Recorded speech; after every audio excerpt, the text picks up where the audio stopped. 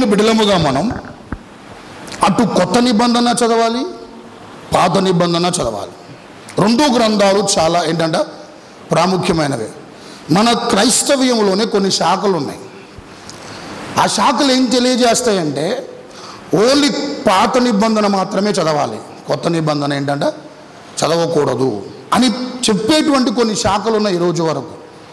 అంటే వెనకట్లో ధర్మశాస్త్రానికి సంబంధించినటువంటి ఆ విధానాలే ఇప్పటికీ ప్రేమికులారా, ఆ కట్టడాలు, ఆ నియమాలు, ఆ విధులు, ఇవి నువ్వు పాటిస్తేనే నువ్వు పరలోకానికి వెళ్తావు, ఇవి నువ్వు చేస్తేనే పరలోకానికి వెళ్తావని ఆ ధర్మశాస్త్ర కాడి కింద ఆ రోజుల్లో ప్రజలు ఉంటే దాని నుంచి ప్రభు విడిపించడానికి లోకానికి వస్తే మరలా ఇప్పుడు ఇంకా కొన్ని శాఖల వారు చెప్పేది ఏంటంటే అవి చేస్తేనే మనం పరలోకానికి వెళ్తాం, అవి చేయకపోతే ఏంటంటే మనం పరలోకానికి వెళ్ళమని, ధర్మశాస్త్రానికి సంబంధించిన క్రియలు చేయమని ఇప్పటికీ మనుషుల మీద భారం మోపేటువంటి ప్రేమికులారా విషయాలు నేటి క్రైస్తవ ప్రపంచంలో కొన్ని శాఖల వారు కొత్త నిబంధన చదవకూడదు, పాత నిబంధన ఏంటంటే చదవాలని చెప్పేవారు ఉన్నారు. ఇంకొంతమంది ఉన్నారు పాత నిబంధన చదవకూడదు, ఏంటంటే కొత్త నిబంధనే చదవాలని ప్రేమికులారా చెప్పేటువంటి వారు ఉన్నారు.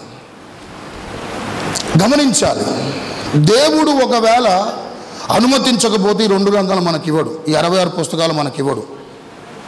ఈ రెండు పుస్తకాలు ఇచ్చాడు అని అంటే, ఈ రెండు గ్రంథాలు మనకి ఇచ్చాడంటే ఖచ్చితంగా ఇది మనుషుడికి అవసరం కాబట్టి దేవుడు ఈ రెండు గ్రంథాలు మనకి ఇవ్వటం జరిగింది. డిఎల్ మోడీ ఒక మాట అంటాడు, ఈ లేఖనములు ఉన్న ప్రతి మాట ప్రయోజనకరమైందే, దేవుడు వద్దనుకుంటే బైబుల్ అంతటినీ దేవుడు అనుమతించేవాడు కాదు, ఈ రెండు గ్రంథాలు అనుమతించేవాడు కాదు. ఈ రెండు గ్రంథాల్లో ఉన్న 66 పుస్తకాలు ఏంటంట దేవుడు అనుమతించేవాడు కాదు. ఆదికాండం వద్దనుకుంటే దేవుడు దాంట్లో పెట్టేవాడు, కానీ పెట్టినంటే ఖచ్చితంగా చదవాల్సిందే. యెహోషువ గ్రంథం ఉంది అని అంటే ఒకరోజు లేకపోతే ప్రేమికులారది వేరు, కానీ దాంట్లో ఎందుకుందంటే మనం అందరం ఏంటంటే చదవడానికి ఉంది అనే విషయాన్ని ప్రేమికులారా మనం అందరం గ్రహించాలి. సో బైబిల్లో రెండు రకాల విధానాలు ఉంటాయి. డిస్ప్రెసివ్ ప్యాసేజ్ అని ఒకటి ఉంటుంది, అదేంటంటే గతంలో జరిగినటువంటి ఆ చరిత్రను, అక్కడ ఉన్నటువంటి సంగతులను పాత నిబంధనలో దేవుడు ఎందుకు పొందపరిచాడంటే ప్రేమికులారా దాన్ని బట్టి మనం ఏం తెలుసుకోవడానికనంటే దేవుడు ఎలాంటి వాడో మనకు అర్థమైంది. దేవుడి మీద ఆధారపడ్డవారు, దేవుడి మీద ఆనుకొని జీవించిన వారు ఎలా దీవించబడ్డారో మనకు పాత నిబంధన ఒక తార్కాణంగా ఉంది. హల్లెలూయా, అర్థమవుతుందా? కొత్త నిబంధన ప్రేమికులారా ప్రభు మనకు ఎందుకు అనుగ్రహించాడు అని ఆలోచన చేస్తే, కొత్త నిబంధన ప్రేమికులారా మనుషుల యొక్క పాపాలు యేసుక్రీస్తు ప్రభువారి ద్వారానే ఏం చేయబడతాయి, ప్రేమికులారా క్షమించబడతాయి, పాపికి విడుదల ఉంది, పాపికి క్షమాపణ ఉంది అనేటువంటి వివరాలు ప్రేమికులారా కొత్త నిబంధనలో మనం చూస్తూ ఉంటాం. అంటే ఈ రెండు గ్రంథాలు ప్రతి క్రైస్తవుడికి రెండు గ్రంథాలు క్రైస్తవుడికి ఏంటంట చాలా ప్రాముఖ్యము అనే విషయాన్ని దేవుని సేవకుడుగా మీకు నేను మనవి చేస్తున్నాను. బైబిల్ తెరవగానే ఫస్ట్ మాట మనకు కనపడేది అంటే దేవుడు భూమి ఆకాశములను సృజించెను. కనబడుతున్న ఈ ప్రస్తుత ప్రపంచం అదంతటా అది రాలేదు, దేవుడు సృజిస్తేనే వచ్చింది, అదంతటా అది అవ్వలేదు. కనబడుతున్న సృష్టి ఈరోజు ఏదైతే ఉందో సృజనాత్మకమైన శక్తి ద్వారా నిర్మించబడింది ప్రస్తుత ప్రేమికులారా ఈ ప్రకృతి, ఈ విశ్వం. కానీ నాస్తికవాదులు ఏమంటారు, హేతువాదులు ఏమంటారు, ఏమంటారండి? నాస్తికవాదులు ఏమంటారు, హేతువాదులు ఏమంటారంటే గమనించండి, దేవుడు లేడు అని వాదిస్తారు, బ్లెండ్గా వాదిస్తారు. ఇప్పుడు యూట్యూబ్లో చాలా ఈ హేతువాదులు ఫిలాసఫీస్ ఏవైతే ఉన్నాయో ఎక్కువగా అవకాశం దొరికిన కొద్దీ వాయిస్తూ ఉన్నారు యూట్యూబ్స్లో కానీ. ఎందుకంటే ప్రేమికులారా వారి తట్టు, ఆ నాస్తికవాదం తట్టు ప్రజలు ఏం చెప్పాలా తిప్పుకోవాలనేటువంటి ప్రేమికులారా ఆలోచన ఇవి జరుగుతూ ఉన్నాయి. గమనించాలి, క్షుణ్ణంగా దేవుడు వాక్యం చదువుకుంటూ మనం ముందుకెళ్తే ఈ మొదటి అధ్యాయములోనే వినండమ్మా, మొదటి అధ్యాయములోనే సైన్స్ అంతా ఆధారపడి ఉంది. మొదటి అధ్యాయం మొదటి వచనంలోనే, మొదటి అధ్యాయం మొదటి వచనములోనే ప్రేమికులారా విజ్ఞానం అంతా కూడా దాంట్లో ఉందంట. బైబిల్ అని చదవాల్సిన అవసరం లేదు. సైన్స్ ప్రేమికులారా, ఆ విజ్ఞానం అంతా కూడా ఆ మొదటి అధ్యాయం మొదటి వచనంలో కనపడిద్దంట. సైన్స్ ప్రేమికులారా 5 విషయాల మీద చాలా ఫోకస్ చేస్తూ ఉంటుంది. ఒకటి టైం, రెండవది స్పేస్, మూడవది మ్యాటర్, నాలుగవది మనం చూస్తే ఏం చెప్పాను, ఒక టైం, ఇంకేనా space, energy, matter, one more. 5 విషయాల మీద ఎక్కువగా పిరమిడ్ల సైన్స్ పిరమిడ్ల ఆధారపడి ఉంటుంది. ఆ 5 విషయాలు ఈ వచ్చిన భాగంలో మొదటి వచనంలో మనకు కనపడుతుంది. దీంట్లో స్పేస్ ఏంటంటే భూమి. చెప్పండి, స్పేస్ ఏంటంటే భూమి. రెండవది ఆది అంటే టైం. మూడవది సృజించుట అంటే ఏంటి చెప్పాలా, మ్యాటర్, పదార్థం. దేవుడు అనగా శక్తి. దీంట్లోనే సైన్స్ అంతా మొదటి వచనంలో ఏంటంటే ఇమిడి ఉంది అని పిరమిడ్లారా తెలియజేయబడతా ఉంది. సో బైబిల్ యొక్క గొప్పతనాన్ని మీకు తెలియజేయడానికి చెప్తున్నా అంతే. బైబిల్ ఎంత గొప్పదో, ఇది ఎవరో రెండో తరగతి 2 సార్లు ఫెయిల్ రాసిన వాళ్ళు కాదు, ఇది రాసింది. దేవుడు ఒక మాట చెప్పాడంటే, దీంట్లో ఒక మాట రాయబడి ఉంది అని అంటే తరతరాలు, అది గమనించండి, భూమి ఆకాశములు గతించిన దీంట్లో మార్పులు చేర్పులు జరగవు. హల్లెలూయా. ఏం చెప్పాలా, ఎప్పుడో రాయబడ్డ సృష్టిని కలుగజేశాడు. ఈరోజు పిరమిడ్లారా శాస్త్రవేత్తలు కనిపెట్టిన వాటిలో నుంచి కొత్త కొత్త విషయాలు వెలుగు తీస్తున్నారు. అది అంతే తేడా. సో అంత గొప్ప గ్రంథం అనే విషయాన్ని మీకు నేను తెలియజేస్తున్నాను. కొన్ని సిద్ధాంతాలు ఇప్పుడు కూడా ఎప్పటి నుండో పెళ్ళుడికిపోయిన సిద్ధాంతాలు ఉన్నాయి. ఆ సిద్ధాంతాలను కూడా ఖండిస్తుంది. ఆ మొదటి వచ్చినవే ఎన్నో సిద్ధాంతాలు ఉన్నాయి. ఆ సిద్ధాంతాలను ఏం చెప్పాలంటే అండి, ఖండించగలిగే గ్రంథమే పిరమిడ్లారా పరిశుద్ధ గ్రంథం. హల్లెలూయా. ఎథియిజం అంటే ఏంటమ్మా అమ్మా, ఎథియిజం అంటే ఏంటి? అదే ఏంటంట, దేవుడు లేరని వాదించేటువంటి. ఇప్పుడు దీన్ని బట్టి చూసి దేవుడు ఉన్నాడా లేడా? ప్రారంభంలోనే దేవుడు అనే మాట రాయబడి ఉందన్నప్పుడు దేవుడు లేరని వాదించే వారి దగ్గర 2 విషయాలు ప్రధానంగా ఉంటాయి. ఒకటి ఏంటంటే దేవుడు అనేటువంటి వాడు ఉంటే కనపడాలి, ఫస్ట్ వాదం అది. రెండవది దేవుడు అనేటువంటి వాడు ఉంటే చెడు ఉండకూడదు. మరి తెలిసి జరుగుతున్నా లేకుంటే జరుగుతున్నా కూడా అట్లనే దేవుడు చూస్తున్నాడా అంటే చెడు జరుగుతుందంటే దేవుడు సృష్టిలో లేడు అని వారి వాదం. ఎథియిజమును ఖండిస్తుంది దేవుడి వాక్యం. హల్లెలూయా. ఇంకొంచెం బిగ్గరగా చెప్పాలి, హల్లెలూయా. రెండవది ఎగ్నోటిజం అంటే న్యూట్రల్గా ఉంటారు. న్యూట్రల్గా అంటే ఎవరైనా ఒకవేళ ఒక వ్యక్తి వచ్చి దేవుడు ఉన్నాడంటే ఉన్నాడంటే నమ్ముతారు. ఇంకొకరు ఎవరైనా వచ్చి దేవుడు లేదంటే అది కూడా మేము నమ్ముతాం. న్యూట్రల్ అంటారు. అటు ఉండరు, ఇటు ఉండరు. ఎక్కువగా బాగా ధనవంతులు ఈ సిద్ధాంతం నమ్ముతారంట. డబ్బున్నోళ్ళు, బాగా అపర కోటేశ్వరులు, మిలీనియర్స్ అని పిలువబడుతున్న వారు ఈ సిద్ధాంతం మీద బేస్ అయి ఉంటారంట. ఏ సిద్ధాంతం? అటు దేవుడు లేడంటే లేడని అంటారంట, ఇటు దేవుడు ఉన్నాడంటే ఉన్నాడని చెప్పని ప్రేమికులు అంటారు. కానీ దాన్ని కూడా ఖండిస్తుంది. దేవుడు ఉన్నాడు, దేవుడు ప్రేమికులారా ఆయన ఉనికి కనపడుతుంది సృష్టిలో అనే విషయాన్ని మనం గమనిస్తున్నాం. ఇంకొకటి త్వరతో చెప్తాను, ప్యాంథియిజం. చెప్పండి ఏంటంటే ప్యాంథియిజం అంటే ప్రకృతిని ఆరాధించుట. ప్రకృతిని ఏంటంటే ఆరాధించుట అంటే సూర్యుడు రోజు వెలిగిస్తున్నాడు కాబట్టి సూర్యుడు దేవుడు, చంద్రుడు వెలుగునిస్తున్నాడు కాబట్టి చంద్రుడు కూడా ఏంటంట దేవుడు, గాలి మనం పీల్చుకున్నాం కాబట్టి ఆ గాలి చేత మనం బతుకుతున్నాం కాబట్టి గాలి దేవుడు, నీరు తాగకపోతే బతకలేం కాబట్టి నీరు దేవుడు, భూమి లేకపోతే మనుషుడు బతకడం కష్టం కాబట్టి పంటల పంటం పిరమిడ్ల ఇబ్బందికరం కాబట్టి భూమి కూడా ఏంటంట దేవుడు. ఇలా చెప్పుకుంటూ వెళ్తే ప్యాంథియిజం అంటే పిరమిడ్ల చంద్రుడు, ఇంకేనంట సూర్యుడు, ఇంకా చెప్పాలంటే చెట్టు పుట్ట గుట్ట కనపడేవన్నీ కూడా ఏంటంటే సృష్టిలో దేవుడు కలుగు చేసినవే కాబట్టి ఇవన్నీ కూడా దేవుడని భావించేటువంటి వారు ప్యాంథియిజానికి సంబంధించిన వారు. అంటే పిరమిడ్లారా గమనించాలి, ఇది కూడా బైబిల్ ఒప్పుకోదు. దేవుడు ఒక్కడే. చెప్పండి ఏంటంటే చెప్పండి, దేవుడు ఒక్కడే. ప్రపంచానికి ఒక దేవుడు, రాష్ట్రానికి ఒక దేవుడు, ఇంటికి ఒక దేవుడు, కులానికి ఒక దేవుడు, మతానికి ఒక దేవుడు, వర్గానికి ఒక దేవుడు ఉండడు. ప్రపంచాన్ని ఏలుబడి చేసేది ఏంటంట ఒక్కడే, ఆయనే నేను ప్రకటిస్తున్నాను ఆచార్యుడైన యేసు. ఆమేన్ చెప్పండి ఒకసారి. హల్లెలూయా. మెటీరియలిజం అంటే కనపడుతున్నవి, కంటి కనపడుతున్నటువంటివే వాస్తవము, కనపడనివన్నీ మన ఏంటంటే అవాస్తవాలు. కనపడుతుందంటే అది వాస్తవం, కనపడేవని మన విశ్వాసము కనపడే వాటిని ఎందు విశ్వాసం ఉంచుతున్నాం, కనపడుతున్న వాటి ఎందు మనం విశ్వసిస్తున్నాం.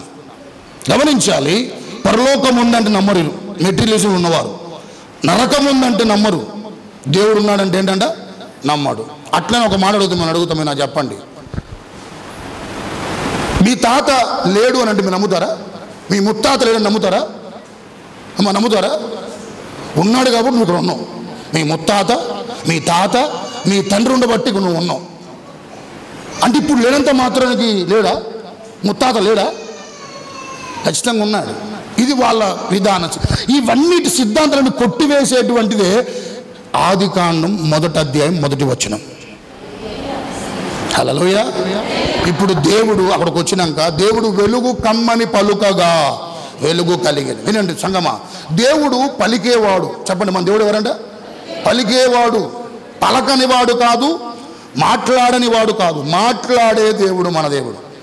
కొంతమంది చిన్నపిల్లలు గట్టిగా మాట్లాడుతుంటే ముద్దుగా చాలా చక్కగా మాట్లాడుతున్నారని, చిలక పలుకులు పలుకుతుందని సంతోషంగా ఆనందంగా మురిసిపోతుంటే, ఎవరు మాట్లాడుతుంటే? చిన్నపిల్లలు మాట్లాడుతుంటే ప్రేమికులారా మనం మురిసిపోతూ ఉంటాం. గమనించాలి, దేవుడు పలికేవాడు, మాట్లాడేవాడు. ఆయన ఒకప్పుడు ప్రవక్తల ద్వారా సమాజముతో మాట్లాడుతూ వచ్చాడు. ఈ కడవరి దినాల్లో స్వయంగా ఆయనే మనతో మాట్లాడుతూనే ఉన్నాడు. ఇప్పటి వరకు మాట్లాడుతున్నాడు. రేపు పొద్దున ప్రభు వచ్చేంత వరకు ప్రతి వ్యక్తితో దేవుడు ఏంటంట మాట్లాడుతూనే ఉంటాడు.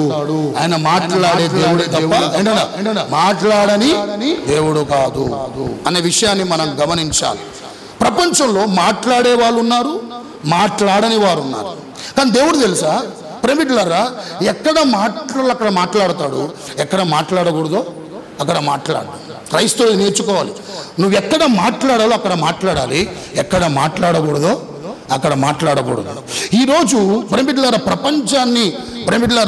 ప్రపంచ ప్రసిద్ధిగాంచినటువంటి ప్రేమికులారా బోనోపాట్ అనేటువంటి వ్యక్తి, ఫ్రాన్స్ చక్రవర్తి, ప్రేమికులారా అతని యొక్క సమక్షములో ప్రపంచ దేశాలను కూడా జయించాలని, ఫ్రాన్స్ దేశం ఒక ఉన్నతమైన స్థితిలో ఉంచాలని ఒక మిలిటరీ జనరల్ చెప్పినటువంటి మాట ఏంటంటే, తలపైకి ఎత్తండి, మాట్లాడకూడని వాడు మాట్లాడటం వల్ల, మాట్లాడవలసినటువంటి వాడు మాట్లాడకపోవటంలో ప్రపంచం నాశనం అవుతుందంట. మాట్లాడకూడని వాడు ఏం చేస్తుంటే మాట్లాడుతుంటే, మాట్లాడవలసిన వాడు ఏంటంట మాట్లాడకపోతే ప్రపంచం చెప్పండి ఏమవుతుందంటండి, నాశనం అవుతుందంట. ఒక చెడిపోయిన వాడు మాట్లాడితే సమాజం చెడిపోయింది, అవునా కాదండి? చెడిపోయిన వాడు మాట్లాడుతుంటే మంచివాడు మాట్లాడకపోబట్టే. దేవుడిలో కానీ ప్రైవేట్లో ఈ మంచి లక్షణం మనం చూస్తాం. యేసుప్రభు వారు శిలువ వేసిన మౌనం ఉండలేడండి, మౌనం ఉండలేడా? అరుపులు కేకలు ఏమని సిలువేయమని ఏంటంట, సిలువేయడని కేకలు వేస్తుంది. యేసుప్రభు ఎలా ఉన్నాడండి? వాదించలేకనా? ఎన్నోసార్లు ఎంతమంది నోర్లు ముయించాడు కదా. ఆ ప్రస్తుత సమయంలో మాట్లాడితే ప్రేమికులారా తను తాను కాపాడుకోలేడా? తను తాను ఏంటి రుజుపరుచుకోలేడా? మనం కూడా అంతే. గమనించండి, మన తొంతటం చెప్పాలి, మనంతా రివర్స్. ఏంటంట మాట్లాడొద్దన్న కాడ మాత్రం విపరీతంగా మాట్లాడతాం, వద్దనకుండా మాట్లాడతాం. మాట్లాడవలసిన దగ్గర మాత్రం ఏంటంట మనం ఈరోజు మాట్లాడినటువంటి పరిస్థితి. ఈ తంతు ఉండకూడదు. క్రైస్తవ్యం నేర్పిస్తుంది, లేకుంటే దేవుడు మనకు నేర్పిస్తుంది చెప్పాలా? దేవుడు ప్రేమికులారా ఎక్కడ అక్కడ మాట్లాడు, ఎక్కడ మాట్లాడకూడదు అక్కడ మాట్లాడలే ప్రేమికులారా. సో దేవుడు ప్రేమికులారు ఇక్కడ వెలుగు కమ్మని పలుకగా, చెప్పండి ఏమైందంటండి, చెప్పండి ఏమైందంటే వెలుగు కమ్మని పలుక ఏమైందంట, వెలుగు కలిగింది. ఈ ఉదయకాల సమయమందు దేవుడు పలికాడు. ఆ పలికినటువంటి ఆ మాటలు ఏవైతే ఉన్నాయో అవి నీకు నాకు ఎలాంటి ప్రయోజనాన్ని చేకూరుస్తున్నాయో కొద్ది నిమిషాలు దేవుడు సన్నిధానములో మనసు పెట్టి దేవుడు వాక్యం విని అందరం కూడా బలపరచబడు. దానికంటే ముందు కొన్ని విషయాలు చెబుతాం మీకు. నేను చూడండి ఒకసారి యోబు గ్రంథం 33వ అధ్యాయం 14వ వచనం.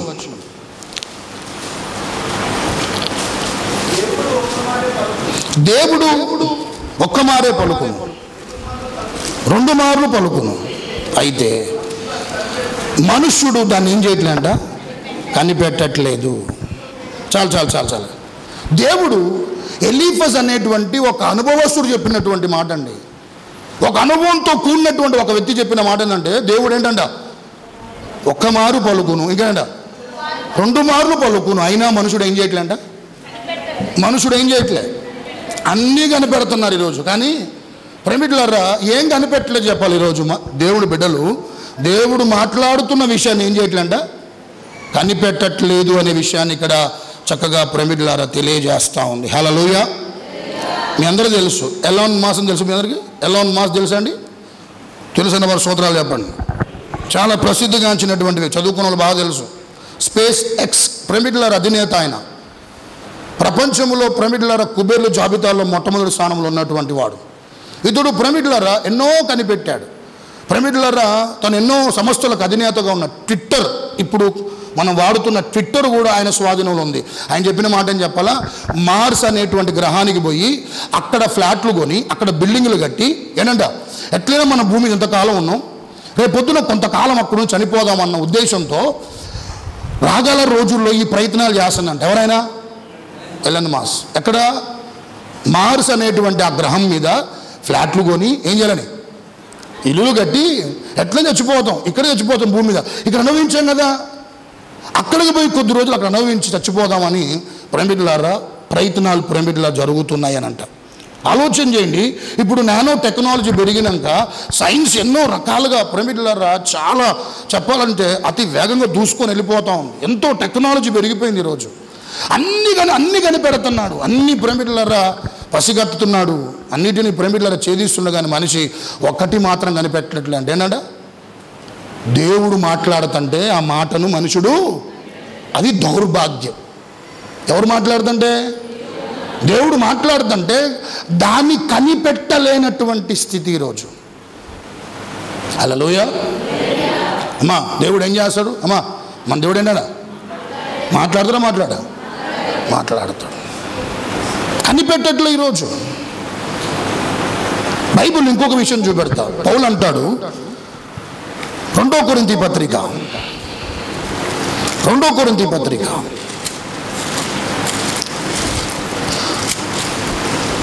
13వ అధ్యాయం 3వ వచనం, క్రీస్తు నా యందు ఏం చేస్తున్నాడు, పలుకుచున్నాడని రుజువు కోరుచున్నారా, ఆయన మీ ఎడల బలహీనుడు కాదు కానీ మీ యందు శక్తివంతుడై ఉన్నాడు. స్తోత్రాలు చెప్పండి. పౌలు ఏమంటున్నాడు, నా యందు క్రీస్తు ఏం చేస్తున్నాడు, నా యందు క్రీస్తు పలుకుచున్నాడు. మీకు రుజువు కావాలా, నా యందు పలుకుచున్నాడు. తలపైకి ఎత్తండి సంగమా. నీతో నా దేవుడు మాట్లాడుతున్నాడు అన్నవారు స్తోత్రాలు చెప్పండి. నీతో నాతో ప్రభు ప్రేమికులను ముచ్చటిస్తున్నాడు అన్నవారు స్తోత్రాలు చెప్పండి. దైవజనులు ప్రభు నిలబెట్టి మాట్లాడుతున్నప్పుడు అది ఆ దైవజనుడు స్వరం కాదు. ఆ ఉద్దేశంతో కూర్చుంటూ నువ్వు ఎప్పుడు ఆధ్యాత్మికంగా ఒక మంచి స్థితికి నువ్వు ఎప్పుడు రాలేవు, ఒక శ్రేష్టమైన విశ్వాస జీవితాన్ని కొనసాగించలేవు. దేవుడు కోరేటువంటి అంశాలు నీలో కనపడవు. ఏమని ఆలోచన చేసి కూర్చుంటే, అమ్మా మాట్లాడుతున్న మనుష్యుడని ఒకవేళ నువ్వు కూర్చుంటే నీకు ఎలాంటి ప్రయోజనం ఉండదు. నిలబడ్డప్పుడు ప్రేమికులారా సేవకులలో నుండి దేవుడు ఏంటంట పలుకుచూ ఉంటాడు. ఈ మైక్ ఎట్లనో అందరికి ఎలా వినపడుతుందో మేము కూడా ఒక నోటి బూర వలె ఉంటాం. తన చిత్తాన్ని ప్రభు ప్రేమికులారా తెలియజేస్తూ ఉంటాడు. నిన్ను క్రమపరచడానికి నీ జీవితాన్ని వాక్య వెలుగులో బట్టబయలు చేస్తాడు. నిన్ను క్రమపరుస్తూ ఉంటాడు. ఎంతమంది ఈరోజు దేవుని మాటల చేత ఆదరించబడ్డా అన్నవారు స్తోత్రాలు చెప్పండి. నేను ధైర్యంగా ఈరోజు నిశ్చింతగా ఉండగలుగుతున్నానని అన్నవారు స్తోత్రాలు చెప్పండి. దేవుడు నాకున్నాడు, నన్ను నిలబెడతాడు, ఆశీర్వదిస్తాడు అని ఎన్నో పర్యాలు నేను కృంగిపోయినప్పుడు, బలహీనంగా ఉన్నప్పుడు, చాతగానప్పుడు, నిశ్చేష్టులుగా ఉన్నప్పుడు, నిస్సహాయం ఉన్నప్పుడు, ఏం చేయాలో తెలవని పరిస్థితులు ఉన్నప్పుడు దేవుడు వాక్యం అనేక పర్యాలను బలపరిచిందన్న వారు గట్టిగా చెప్పలేకపోతే దేవుడు నామమున మహిమపరచబడును. హల్లెలూయా. ఇంకొంచెం బిగ్గరగా హల్లెలూయా. ఆ మాట్లాడేవాడు బలహీనుడు కాదండి. చెప్పండి, ఆయన ఎవరంట? అక్కడ ఆయన మాట్లాడేవాడు బలహీనుడు కాదు. ఎవరైనా అంట? బలవంతుడు. ఆయన మాట్లాడేవాడు శక్తియుడు కాదు. ఎవరంట? శక్తిమంతుడు. ప్రేమికులారా, మన దేవుడు పలికేవాడు. ప్రేమికులారా, ఏం పలుకుతున్నాడు? ఏం ప్రేమికులారా పలికి మనకు దేవుడు ఏం నేర్పిస్తున్నాడో కొన్ని విషయాలు త్వరగా చెప్పి నేను ముందుకెళ్తాను. వెలుగును గాక అని పలికినప్పుడు ఏమైందంటండి? చీకటిలో నుంచి వెలుగు, చెప్పండి, ఏం చేయబడిందంటమ్మా? వేరు చేయబడింది. చీకటిలో నుంచి ఏం చేయబడిందంట? వెలుగు వేరు చేయబడింది. హల్లెలూయా. దేవుడి మాటకు శక్తి ఉంది. దేవుడి మాట ప్రభావవంతమైంది. దేవుడి మాట అద్భుతాలు చేసేది. దేవుడు ఒక మాట అంటే ఖచ్చితంగా అది ప్రేమికులారా ఉనికిలోకి వస్తుంది.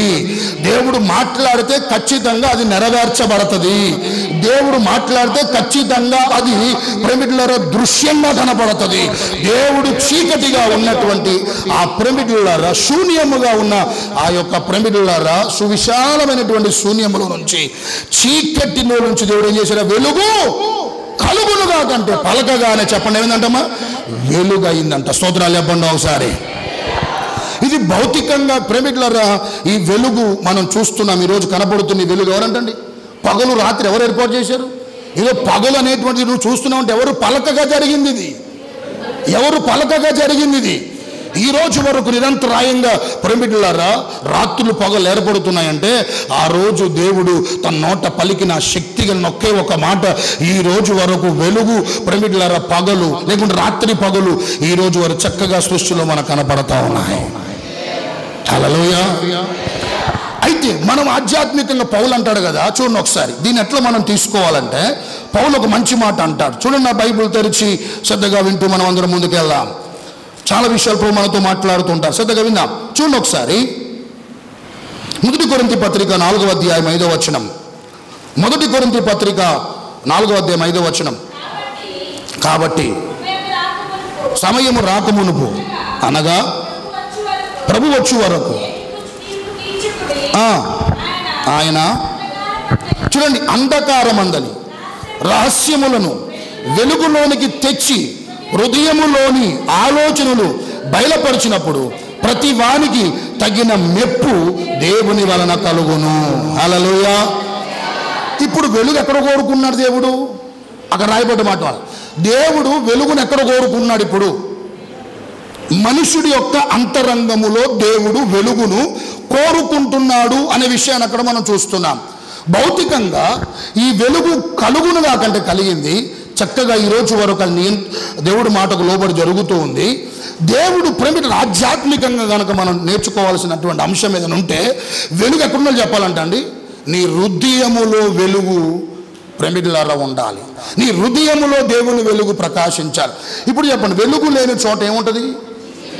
చెప్పండి, వెలుగు లేని చోట ఏముంటుంది? చీకటి ఉంటుంది. అంటే దేవుడు ఎక్కడ కోరుకున్నాడు వెలుగు? ఆల్రెడీ జరిగిపోయింది.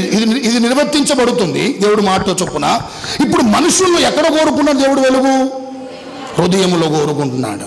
సంగమా గమనించండి, చాలామంది హృదయములో ఆ హృదయాలు వెలిగించబడక హృదయములో వెలుగు ప్రేమికులారా లేక రకరకాల వెలుగులు ఇంటి చుట్టూ పెట్టుకుంటారు. వెలుగు పండగలు వచ్చేసరికల్లా ప్రేమికులారా రకరకాల వెలుగులు ఇంటి నిండా ఏం చేసుకుని ప్రేమికులారా వెలిగించుకొని ఆ పండుగను ప్రేమికులారా జరుపుకుంటూ రకరకాల స్థాయిలో, రకరకాల విధానాల్లో, రకరకాల రంగులతో, రకరకాల ప్రేమికులారా విధానాల్లో ప్రేమికులారా వెలుగు ఉండాలని ఇలాంటివి మనుషుడు ప్రేమికులారా ఎక్కువగా చేస్తూ ముందు నడిపించబడుతున్నాడు. కానీ దేవుడు ఏం కోరుకున్నాడు? నీ చుట్టూగా వెలుగు ఉండాల్సింది, నీ హృదయములో వెలుగు ఉండాలంటున్నాడు దేవుడు.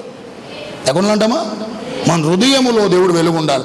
ఒక వ్యక్తి చనిపోయినప్పుడు దీపాన్ని ఎడబెడతారు, మనం పెట్టకూడదు. క్రైస్తవులు అసలు అది మనం చేయకూడదు. అది అన్యుడు చేస్తాడేమో కానీ క్రైస్తవుడు తంతు చేయకూడదు, ఆ విధానం చేయకూడదు. ఎందుకు పెడతాడు చెప్పాలా? లోనున్న దీపం ఏమైందని? ఆరిపోయిందని. అందుకనే దీపాన్ని ఏం చెప్పాలా? ఎలా పెడతారంట? తలాపున పెడతారు. దేవుడు ప్రేమికులారా హృదయములో ఆయన వెలుగు ఉండాలని ప్రభు కోరుకుంటున్నాడు. ఎందుకు ఈ లోకానికి వచ్చాడు యేసయ్య? మెదడు చెప్పండి. యేసు ప్రభువు లోకానికి ఎందుకు వచ్చాడు? రావడానికి గల కారణం ఏంటి? చెప్పిన మాట ఏంటంటే, ఒక సందర్భంలో అంటాడు, నేను ఈ లోకానికి ఏంటంట వెలుగునై ఉన్నాను అంటాడు. ఎవరైతే ఆ వెలుగు నడుస్తారో వారు నిత్య జీవం కలిగిన వారై ఉంటారు అన్నాడు. దేవుడు చెప్పి వెళ్ళిపోలేదండి. దృష్టి పెట్టుకున్నాయా, దేవుడు వెలుగు, నేను వెలుగునని చెప్పి వెళ్ళిపోలే. దేవుడు ఎక్కడ ఏ స్టేట్మెంట్ చేసినా, దేవుడు ఎక్కడ ఏ మాట చెప్పినా దానికి వెనకాల ఇన్విటేషన్ ఉంటుంది. అందరికి ఇన్విటేషన్ ఉంటుంది. నేను వెలుగు అన్నాడు అని అంటే అక్కడ చెప్పి వెళ్ళిపోలే, ఆ వెలుగులోకి మనల్ని కూడా రమ్మన్నాడు. నా వెలుగులో నడిపించబడమన్నాడు. ఆ వెలుగులో జీవితాన్ని కొనసాగించుకోమన్నాడు. ఆ వెలుగులో వ్యక్తి జీవితం నడిపించబడాలని ప్రభు ప్రేమికులారా చెప్పాడు. అలా నడిస్తే నిత్య జీవమును మీకు అనుగ్రహిస్తానని దేవుడు వాక్యం సెలవిస్తూ ఉంది. ఆ సందర్భం ఏం చెప్పాలి? ప్రభు చెప్పింది ఇంటికెళ్ళాక యోహాను సువార్త 8వ అధ్యాయం 12వ వచనం పైన చదివితే, ప్రేమికులారా యెరూషలేము మందిరములో యేసుప్రభు కూర్చొని బోధిస్తూ ఉంటాడు. యెరూషలేము మందిరంలో, యెరూషలేము మందిరం ఎవరు కట్టారు? హేరోదు రాజు. ఎన్ని సంవత్సరాలు పట్టింది దాన్ని బాగు చేయడానికి? 46 సంవత్సరాలు. Magnificent temple. ఎందుకు చెప్పాలా? యూదులను ఆకర్షించుకోవటం కొరకు ఆ పని చేశాడు. ఎవరైనా? హేరోదు రాజు. అక్కడ రకరకాల కార్యక్రమాలు జరుగుతున్నాయి. యెరూషలేములో ప్రేమికులారా దేవాలయంలో కూర్చొని ప్రభు బోధిస్తుంటే ఫరిసేలు సదుకేలు ఒక స్త్రీని ఈడ్చుకొని వచ్చి ఆయన ముందేశారు. చెప్పిన మాటని చెప్పాలా? బోధకుడా, ఈమె పాపం చేత పట్టబడింది. మోషే ధర్మశాస్త్రాన్ని బట్టి రాళ్ళు నువ్వేం చేయాలి? మేము చంపాలి. నువ్వేమంటావు? నువ్వేం చెప్తావు? నువ్వు బోధకుడు కదా, నువ్వేం చెప్తావు అని ప్రేమికులారా చెప్పినప్పుడు యేసుప్రభు వారి మనసులో నాకు అనిపించింది మాట, అరే ధర్మశాస్త్రం అంటున్నారు మీరు, అసలు మీరు ధర్మశాస్త్రం పాటిస్తానరా మీరు అని చెప్పి ప్రభు మనసులో అనుకోవడం వచ్చింది. చెప్పాలా? పాపం చేసినటువంటి స్త్రీ పట్టబడ్డప్పుడు ఎవరితో పాపం చేసి యుద్ధం తీసుకొని రావాలి, అది లెక్క, ధర్మశాస్త్రం లెక్క.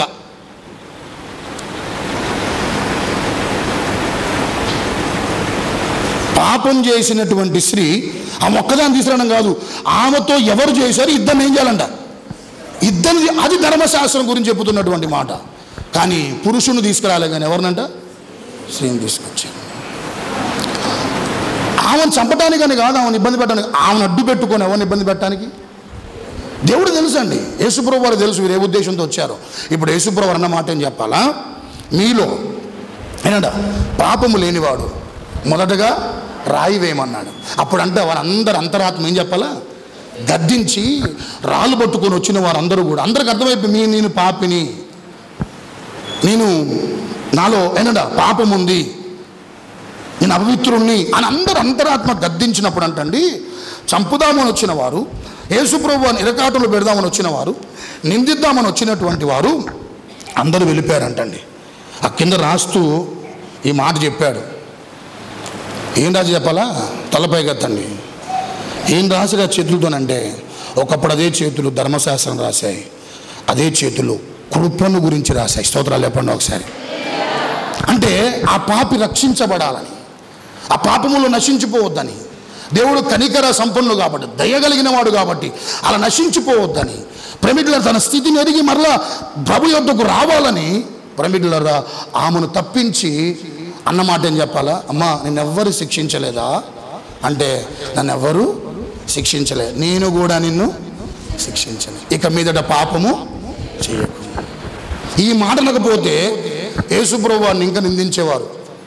ఇక మీదట పాపము చేయొద్దనే మాట కనుక అనకపోతే దాన్ని కూడా పట్టుకునేవారు. ఏ మాటను అంటే, మేము కూడా రాళ్ళు విడిచిపెట్టిపోయాము, నువ్వు కూడా శిక్షించలేని, నువ్వు కూడా పాపే కాబట్టి నువ్వు కూడా రాళ్ళు వేయలేదని అంటారని ఉద్దేశంతో తర్వాత వాడిన మాట ఏం చెప్పాలా?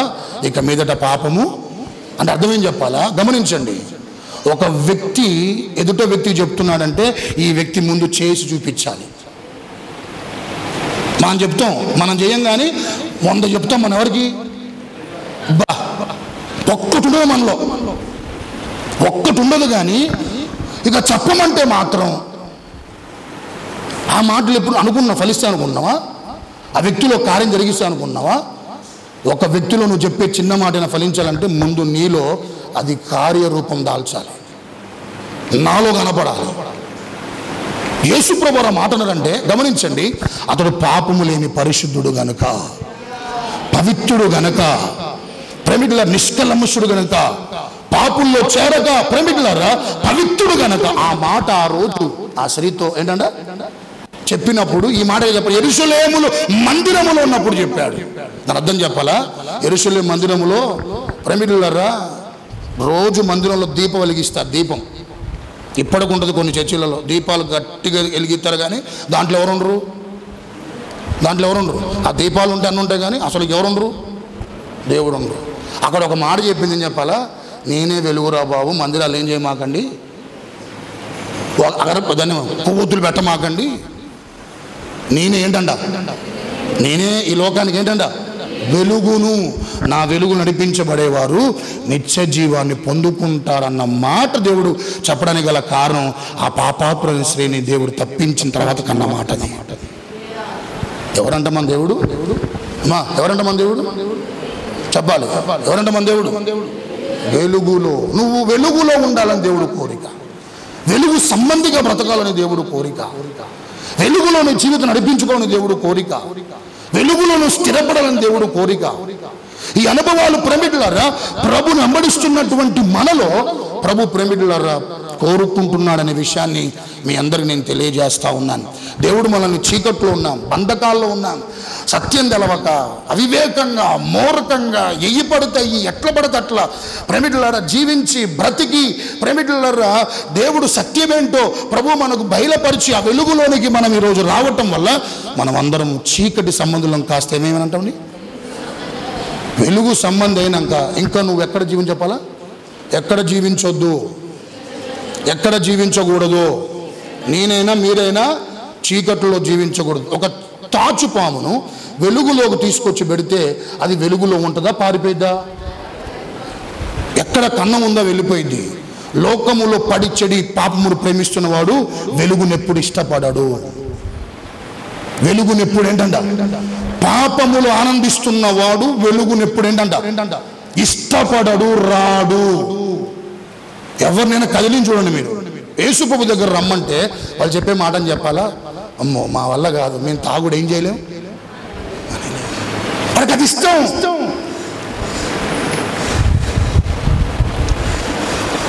అందుకనే చాలా మంది ఏం చెప్పాలంటే అండి, ఒక మాట ఒక విశ్వాసి తన భార్య గురించి అంట సేవకుడు చెప్పిన మాట ఏంటంటే, అమ్మా ఎప్పుడు నువ్వే వస్తున్నావు, భర్త రావట్లేదంటే, అయ్యగారు మా ఆయన చెప్పిన మాట ఏంటంటే, మా ఆయన మారిపోతాడంట, నేను మారిపోతాను అందుకే రానని చెప్పానంట మందిరానికి. అంటే ఏమర్థమైంది? మందిరానికి వస్తే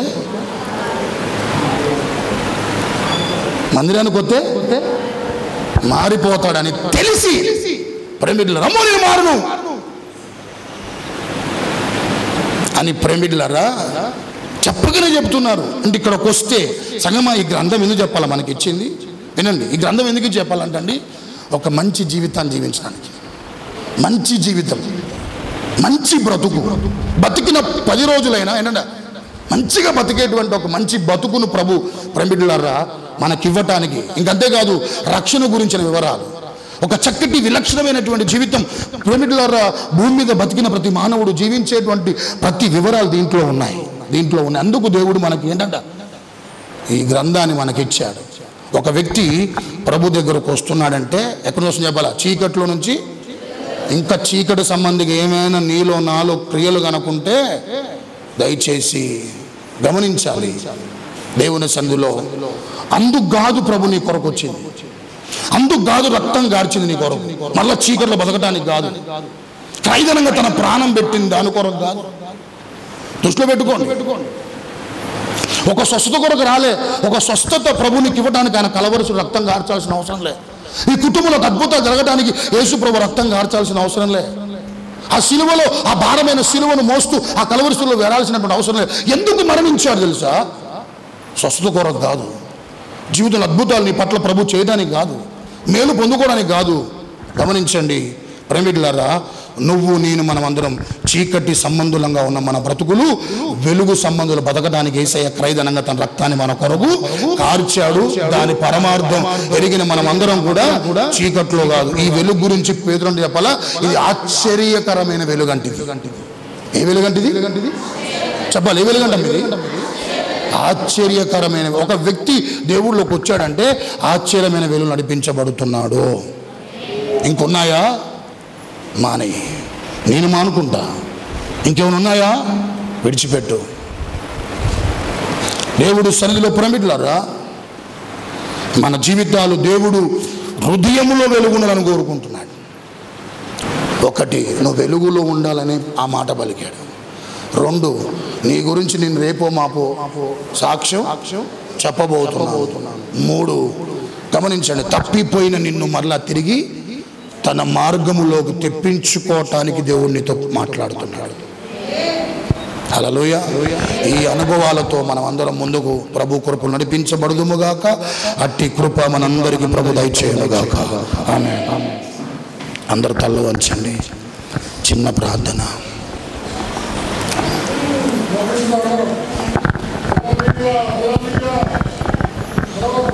దేవుని మాట శక్తి కలిగింది సంగమా. దేవుని మాట ప్రభావం కలిగింది. జరిగిద్దంటే ఖచ్చితంగా జరిగిద్ది సంగమా. నెరవేర్చబడిద్దంటే నెరవేర్చబడి.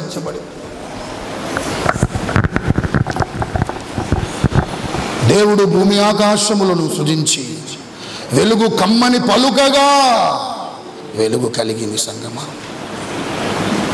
నీ దేవుడి యొక్క ఔన్నత్యాన్ని గ్రహిస్తున్నావా? ఏ దేవుణ్ణి కలిగి ఉన్నావో తెలుసా? ఏ దేవునికి నువ్వు బిడ్డగా బతుకుతున్నావో తెలుసా? ఏ దేవునికి నువ్వు కుమారుడుగా బతుకుతున్నావో తెలుసా? నోటి మాట ద్వారా వెలుగు కలుగునుగా కానీ పలుకగా వెలుగు కలిగినటువంటి దేవుణ్ణి నువ్వు కలిగి ఉన్నావు. ఈ లోకానికి వచ్చింది నువ్వు వెలిగించడానికే, వెలుగులో బ్రతకడానికి, వెలుగు సంబంధిగా దీవించడానికే. జీవిస్తున్నావా? ఈరోజు ప్రార్థన నీకు ఇష్టం ఉండట్లేదంటే, దేవుడితో గడపటం నీకు ఇష్టం ఉండట్లేదంటే, వాక్యము చదవటం నీకు ఇష్టం ఉండట్లేదంటే, పరిశుద్ధులతో సావాసములో ప్రార్థనలో గడపట్లేదు అని అంటే, ఏదో ఒక చీకటి నిన్ను ఆవరించి ఉంది. చీకట్లో ఉన్నవారు ఇష్టపడరు, ప్రార్థన ఇష్టపడరు, మందిరాన్ని ఇష్టపడరు, వాక్యాన్ని ఇష్టపడరు, దేవుడితో సహవాసాన్ని ఇష్టపడరు. అట్లా బ్రతికితే సంగమా విడవబడతాము. ఆ దుస్థితి నీకు రావద్దు. రెండవదిగా నీ సాక్ష్యం ఎలా ఉంది? నీకు తెలుసు, నీ గురించి నీకు బాగా నువ్వేంటో నీకు తెలుసు. ఇంకంతకంటే బాగా నీ దేవుడికి బాగా తెలుసు. రేపొద్దున నీ మీద నా ప్రభు పలకబోతున్నాడు. ఒకవేళ ఆయన పలికితే ఆయన నోటి నుంచి వచ్చేటువంటి సాక్ష్యం ఎలా ఉండబోతుంది ఒక్కసారి.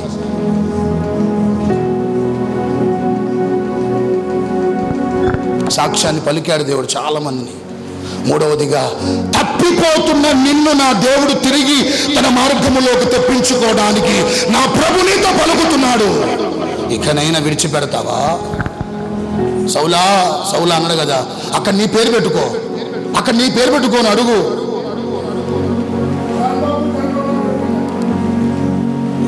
పేరు పెట్టి అక్కడ నిన్ను నువ్వు పరీక్షించుకో. ఎందుకు అవిధేయులకు బతుకుతున్నావు? నువ్వు ఎందుకు ఆధ్యాత్మిక అనుభవాలు ఎందుకు నీలో లోపిస్తున్నాయి? ఆత్మీయ ఎందుకు లోపిస్తుంది? ఎందుకు పడిపోయావు నువ్వు ఈరోజు? సౌలా ఎందుకు పడిపోతున్నావు నువ్వు? సౌలా ఎందుకు అవిధేయంగా బతుకుతున్నావు నువ్వు? నీ ద్వారా ప్రభు పని జరగాలనే దేవుడిని పిలుచుకున్నాడు సంగమా. చేతులెత్తారా? చిన్న ప్రార్థన. అయ్యా, నా అప్పులు తొలగిపోవును కాక తొలగిపోతాయి నాయన. పోతాయి ప్రభువా. నా జీవితంలో అద్భుతములు జరుగునుగా జరిగిపోతాయి నాయన. నీ మాటకు అంత శక్తి ఉంది ప్రభువా. ఈరోజు మేము పలికిన నీ మాట, దాని యొక్క విలువ మేము గ్రహించి, నా స్థితి ఎక్కడుంది, క్షణం చాలయ్యా మా స్థితి మారిపోవడానికి. చేతులెత్తారా? చిన్న ప్రార్థన చేయబోతున్నా. ప్రభువా, మూడు విషయాలు వెలుగులో ఉండాలని నిన్ను వెలిగించాడు ఆయన. నీ గురించి సాక్ష్యం ఒక రోజు నువ్వు పలకబోతున్నానని చెప్పడానికే ప్రభు మనతో మాట్లాడు. మూడవది, తప్పిపోతున్నావు నువ్వు సౌలు వలె. ఒకప్పుడు తప్పిపోయాడు. సౌలు ఒక్కసారి తప్పిపోయాడు, మన జీవితంలో ఎప్పుడు తప్పిపోలే. ఈరోజు మనం ప్రతిరోజు తప్పిపోతూనే ఉన్నాం, ప్రతిరోజు తప్పిపోతూనే ఉన్నాం, ప్రతిరోజు సిలువేస్తూనే ఉన్నాం. చేతులెత్తారా ప్రార్థన. ఈ మాటలు విన్న వారందరూ వెనుకల్లో విశేషంగా చేతులెత్తిన వారిని నా ప్రభు దర్శించును గాక, ఆత్మీయ స్థితిని క్రమపరచును గాక, వారిని బలపరచును గాక, వారిని సరైనటువంటి విధానం నడిపించబడగలిగి ఆత్మీయత కలిగి నడిపించబడును. వెలుగులో ఉండకుండా చేస్తున్న సాతాని అంధకార దురాత్మ శక్తుల ప్రాబల్యం నుంచి బిడ్డలు విడిపించబడును. మంచి సాక్ష్య జీవితాన్ని మీ చేత కలిగించుకోగలిగే ప్రతి ఆత్మీయత మేము కలిగి నడిపించబడగలిగే విశ్వాస జీవితం కలిగి జీవించగలిగే కృప మేము కలిగి పొందుకొని నడిపించబడునుగాక. మంచి సాక్ష్యమయ్యా. వద్దు నాయన, నీకు ఆయస్కరమైన భక్తి చేయొద్దయ్యా, ఇష్టం లేని భక్తి చేయొద్దు, నువ్వు అసహించుకునే భక్తి చేయొద్దు నాయన. నువ్వు చూచి మమ్మల్ని మా ప్రభువా ఏడిచే భక్తి చేయొద్దు నాయన, గాయాలు ఏలు పెట్టే భక్తి చేయొద్దు అయ్యా, సిలువను వేసే భక్తి చేయొద్దు నాయన. నీ ముందు కనపడుతున్నంతగా తర్వాత కనపట్లే, ఆ వద్దయ్యా, జీవితం వద్దయ్యా, అది ప్రమాదకరం, ఎప్పటికైనా ప్రమాదకరం, ఎప్పటికైనా ప్రమాదం. ఇకనైనా గ్రహించకండి. అన్నీ కనిపెడుతున్నారు కానీ దేవుడు స్వరాన్ని కనిపెట్టలేకపోతున్నారు. ఈరోజు దేవుడు తన సేవకుల నుండి మాట్లాడుతున్నా గ్రహించలేకపోతున్నారు. అలాంటి సంఘం ఉండొద్దు ప్రభువా, అలాంటి బిడ్డలు ఉండొద్దు నాయన. యేసు నామములో వేడుకుంటున్నాను తండ్రి, ఆమేన్.